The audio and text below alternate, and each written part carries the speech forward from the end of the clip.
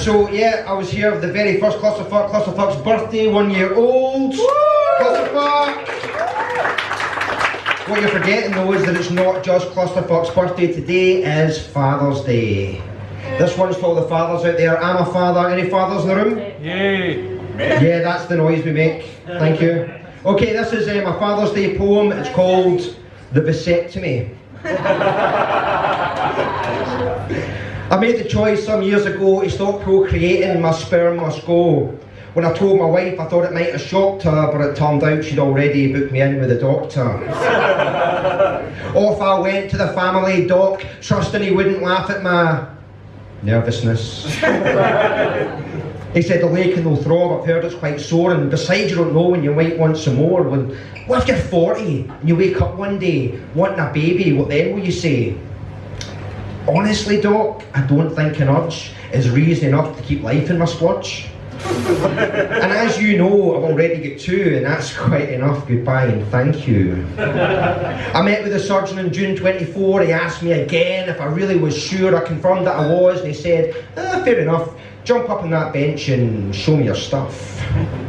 Oh, thank all the gods in their celestial halls, I'd remembered that morning to talcum my balls. I'd had a wee trim and a squirt of perfume, because that job's bad enough without dealing with fumes. He said some don't flinch, most are quite stoic, but when cupped in his hand I felt less than heroic. He gave me a squeeze, I admit I'm pathetic, I squealed like a pig, he prescribed anaesthetic. The day finally came, I went under the knife, I got pumped full of drugs, lost 4 hours of my life, the pain was severe, I'm not going to lie, every move that I made me want to cry, but after a while they let me go home where my wife grinned and sniggered at each wince and each moan. The advice from the doctor I tried to retain was that for 1 month I had to abstain. That might not sound bad, just superfluous gripes, but be sure that includes cleaning the pipes. I lasted 2 weeks, it was all I could do. Imagine my horror at the gush of black goo. No one had told me. They neglected to mention the clotting of blood in my ejaculation. There's swelling and throbbing, there's bruising, there's itches, there's blood in my pants when I scratch at the stitches. I'm not complaining. I asked for the knock. I'll take Satan's spunk over buying a cot. Because I'm sharing the burden with my other half of family planning. This isn't a laugh, see, it's worth all the pain and other such antics. The payoff for you gents, no more prophylactics. Thank you. So happy Father's Day, get a vasectomy, it's the responsible thing to do. Birthday time, let's do a birthday poem. I'm sporting some branding tonight, Bob's Barbecue Bonanza. Oh yeah. This is the bitter ballad of Barney Bumble. Billy Barnes was a bright boy. Billy had a baccalaureate. Billy had a BSc. But applicable jobs built Billy. Billy was obliged to bid for any bloody job. Botched bids invariably brought about abatement of Billy's bi-weekly bucks. Billy lugubriously objected. But badgered and bullied by bothersome and obdurate benefit blocking bureaucrats, Billy deliberated, bent and broke begrudgingly before submitting to bitter and belittling bondage at Bob's Barbecue Bonanza. Bartender, barista, birthday ballad troubadour. Billy abhorred his job, but Billy was broke, so Billy brooked and bore it. Billy's bothersome burden was the buffoonery of belting out birthday ballads as Barney Bumble.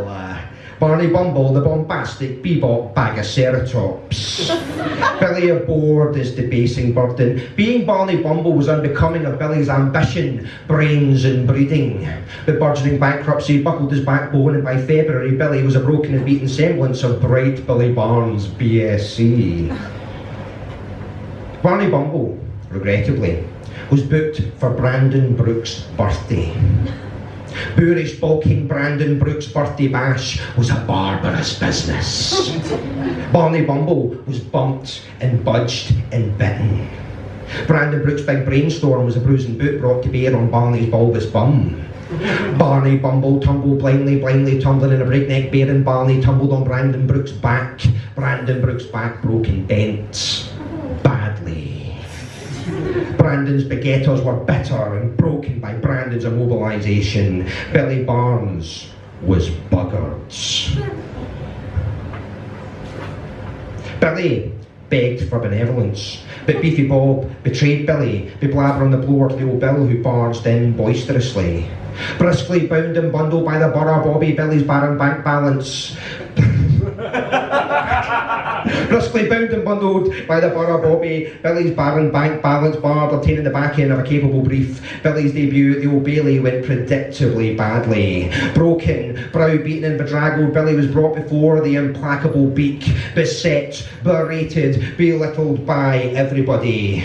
Bleakly, Billy was abandoned to a blistering barrage of abuse by the barrister. Billy's bargain basement brief blew it. Billy braved the abuse unbelievingly, but Billy trembled at the bench's arbitration. Billy was forbidden liberty, banished to brutal, back-breaking labour. Blackballed, bereft and abandoned, burdened to bear the boorish and bovine Brandon Brooks on his back interminably, bedecked as Barney Bumble, the bombastic bebop Bagaceratops.